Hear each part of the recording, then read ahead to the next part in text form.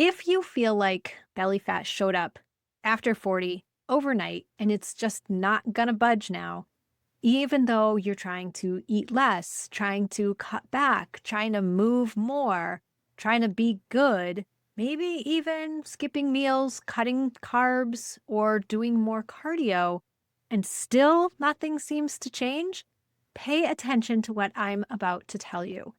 Your body is not out to get you, but the old strategy may not be working anymore. Because belly fat after 40 is not a simple calorie problem. It's often connected to hormones and stress and blood sugar and inflammation and sleep and muscle loss and how supported your body feels. So, if you've been trying to punish or force your body into weight loss and it's not working, it may be time to stop asking, how can I eat less? And start asking, how can I support my body better? Let's talk about why belly fat feels harder after 40. After 40, your body is dealing with much more than just calories. It's not a calories in, calories out kind of a thing anymore. Hormones are shifting, estrogen starts changing, stress may be higher, sleep may be disrupted, blood sugar may be more sensitive, and inflammation may be higher. Muscle mass also naturally starts declining if we're not actively building and maintaining it. So that's going to change your body composition.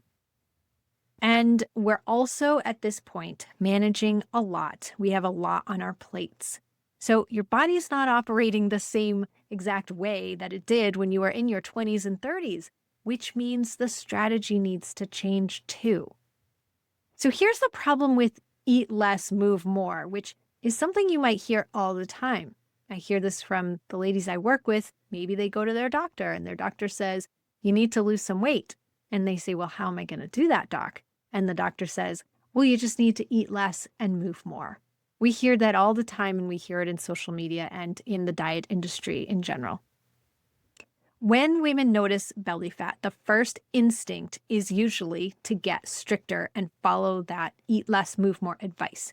So they eat less, they skip breakfast, maybe they're intermittent fasting, they cut carbs, they do more cardio, they push harder, and then they end up starting over Monday because it's really hard to keep that up. But here's the problem. If your body's already stressed and undernourished, inflamed and exhausted, and low on protein, more restriction can make things worse. It's not going to make it better. It can lead to more cravings, more food noise, lower energy, worse sleep. It can lead to blood sugar swings and more muscle loss and more stress on the body, and then feeling out of control around food completely. And then you end up feeling like you failed, but you didn't fail. It was the strategy that failed you. So let's talk about what actually works instead to get rid of belly fat after 40. Instead of trying to force belly fat off from restriction, we want to support the body in a way that helps your metabolism. We want a faster metabolism. We want balanced hormones and blood sugar, and we want less inflammation and more energy and less cravings, and we want our stress response to work better. This is where we focus on quality proteins, balanced meals, blood sugar stability, anti-inflammatory foods. We want to add in strength training, some walking. We want to optimize sleep. We want stress support. We want to support that nervous system. And we want consistency over perfection. It's not about being perfect. It's about being consistent with the things that are actually important. It's about also giving your body what it needs often enough that it can finally start working with you instead of feeling like you are fighting your body. So I have 5 strategies for you to share with you today. And these are the things that are actually going to help the needle move forward on your journey. Strategy number one is build meals around quality protein. I know you've heard about protein in social media over and over and over, and you might even be sick of hearing about it, but there's a really good reason for it. Protein is one of the first places I look when belly fat feels stuck after 40 because it helps with so many things. It helps with cravings. It helps with blood sugar balance. It helps your muscles get bigger. It helps metabolism, right? We don't want a slow metabolism. We want a metabolism that's working. It helps with feeling satisfied after eating, and it helps with recovery when we do work out. It helps with energy and just feeling more in control around food in general. So, a helpful starting place is to aim for 25 to 35 grams of protein at each of your meals. And my biggest tip is to start with breakfast and see how you feel. That might look like eggs, or it might look like leftovers from the night before, or it might look like a protein shake. It might look like it's having overnight oats with some nuts and chia seeds and protein powder. There's lots of different ways that you can do it. Strategy number two is to stabilize your blood sugar. And you might be thinking, but I don't have diabetes. I'm not pre-diabetic. This is actually something we all need to work on because everyone's blood sugar rises when we eat carbs or sugar or are very stressed or haven't had a good night's sleep, and then crashes if that blood sugar rose too quickly. So we all need to make sure that we are working on our blood sugar. Blood sugar swings can make belly fat feel even more stubborn. It can make it even harder to get rid of belly fat. So when your blood sugar is on that roller coaster of going up really high and then coming down and it's spiking and then crashing, you may notice more cravings. You're going to notice energy crashes, especially like mid-morning or afternoon. You might notice that afternoon slump or more snacking because that's your body asking for more fuel in order to try to even out your blood sugar. You might notice mood swings, especially if you notice be feeling hangry when you get hungry. You might notice just more hunger in general and nighttime sugar cravings. So if you wake up in the middle of the night feeling starving, that is your blood sugar on a roller coaster. And when your blood sugar spikes, especially if it spikes often, your insulin also rises, and insulin is a storage hormone. So if insulin is constantly elevated because of your lifestyle or the foods that you're eating, it can make it really hard for your body to access that stored fat and get rid of it. So it makes it easier to gain belly fat and harder to lose belly fat when you have a lot of insulin on board due to your blood sugar roller coaster. So you might be wondering, okay, then what helps stabilize blood sugar? That's a great question. Things like having protein with your meals, things like having healthy fats at your meals too, getting plenty of produce like fruits and vegetables, having fiber-rich carbs paired with protein and fat. So that might look like lentils and beans and quinoa, and not skipping meals. It might feel easy to just skip over lunch or maybe not have any breakfast and wait until later in the day. But the problem is your blood sugar is not going to be stable when we do that. And then walking after meals when possible is a great strategy to help with blood sugar, and also strength training, because the more muscle you build, the easier your body will handle that blood sugar. So stable blood sugar helps your body feel safer, steadier, and less desperate for quick energy. So you won't have that hangry feeling anymore when you get hungry. And then you can stop relying on willpower to get through the afternoon sugar cravings when you stabilize your blood sugar. Strategy number 3 is to lower inflammation, because inflammation can make your body feel puffy and achy and tired and bloated or in pain. And when we get to a certain age, it's very likely that more inflammation has come on board at this point in our life. When your body is inflamed, weight loss feels harder. So what are the things that help lower inflammation? Things like just eating real whole foods most of the time. It doesn't have to be any specific diet. but the less processed foods, the better. We do want lots of colorful produce. We want quality proteins and healthy fats. That's important for reducing inflammation. Things like omega-3 rich foods. So those are the healthy fats that you get from fatty fish and things like flaxseed and chia seeds. We want to stay hydrated. We want really good gut support, meaning we want to take care of our gut microbiome. That might look like having some fermented foods or foods that have a lot of good probiotics or prebiotics in them. We want to reduce ultra-processed foods. So that's a lot of things that are in packages or fast foods or soda. And then we need to have better sleep. That sleep is going to help reduce inflammation and support our nervous system by helping to reduce our stress. Those are the things that are going to help reduce and lower inflammation. And it's not about being perfect. We don't need to do these things all the time. We want to just be consistent with the most important things for your body. It's really just about giving your body more of what helps and less of what keeps it irritated. It's as simple as that. The next strategy is strength training over punishing cardio. After 40, we don't just want to make our bodies smaller. We actually want to make them stronger. That's what is going to make us feel better. It's going to help us have energy and avoid injury. And it's also going to give us the body composition that we're actually looking for. So muscle matters because it supports your metabolism. And like I keep saying, we want a faster metabolism. We don't want our metabolism to be super slow.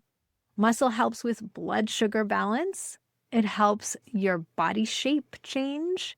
It helps you feel capable and strong. And muscle, unfortunately, naturally declines with age if we're not using it. So we have to use it. We have to build that muscle. And more cardio is not always the answer because it's not necessarily a muscle building activity. It's helpful and there's lots of benefits to it. And we also want to be including walking. Walking is wonderful. But if you want to change your body composition after 40, strength training needs to be part of the plan too. And it doesn't mean that you need to spend hours at the gym at all. It can be very short, realistic strength workouts. 10 to 20 minutes absolutely counts when you are consistent. And a lot of times you can't be consistent unless you keep them short. So do what works for you. For me, I tend to do very short strength-based workouts that are about 15 minutes. All right, strategy number 5. This is the last one. Sleep and stress are not optional. This is the part so many women want to skip or feel like it doesn't matter enough to be worth it. But nothing could be further from the truth. These two things are huge. They matter so much. Poor sleep can increase cravings. That makes life really difficult. Poor sleep can make blood sugar harder to regulate, and it can make workouts feel harder. And then stress can increase cortisol. It can drive cravings and make them so much worse. And it can make your body feel unsafe. And we need the body to feel safe in order to release weight. So a body that feels unsafe is not going to respond well to more restriction and punishment. You cannot hate and punish and stress your body into feeling safe enough to change and release weight. Your body needs support and it needs to feel safe and supported. So here's what to stop doing. I want you to stop skipping meals to be good or skipping meals in order to save calories for later in the day. I want you to stop eating tiny breakfasts and then wondering why you're starving later. And stop cutting carbs out of fear. Stop relying on willpower. We have to put strategies in place so that we're not relying on willpower. Willpower is unreliable. We want to stop doing endless cardio while also at the same time under eating. That is not going to give you the results that you're looking for. Stop ignoring your sleep. That is a priority. And in most cases, it's top priority. Stop blaming yourself. We have to relearn the strategies to lose weight when we hit 40 and beyond, because they're a lot different than what we're used to hearing and what we've been told our entire lives. So it's not our fault. We have to just change our strategy and stop starting over every Monday. We have to find a strategy that works on a daily basis that is going to make you feel that you can do this on the long run and not feeling like you get burnt out after 2 days of working really hard and then starting over every Monday. And stop looking for the next quick fix. We need to actually implement these strategies so that you can then do them for a lifelong time and not look for what's going to help me lose weight really fast in the next few weeks.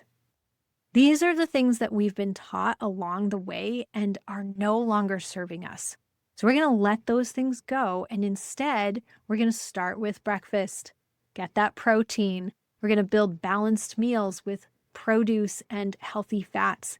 We're going to use real food carbs in a way that supports your energy, and walk after meals when you can. We're going to strength train a few times a week. We're going to protect our sleep and add small stress resets during the day.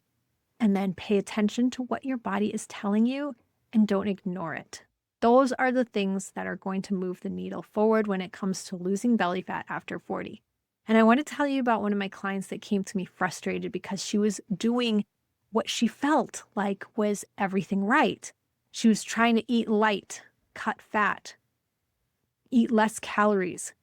She was pushing through busy days. Even though she was exhausted, she was still feeling like she needed to keep moving and do more. She was being ruled by her food noise that was in her head and her cravings, and her stress was super high.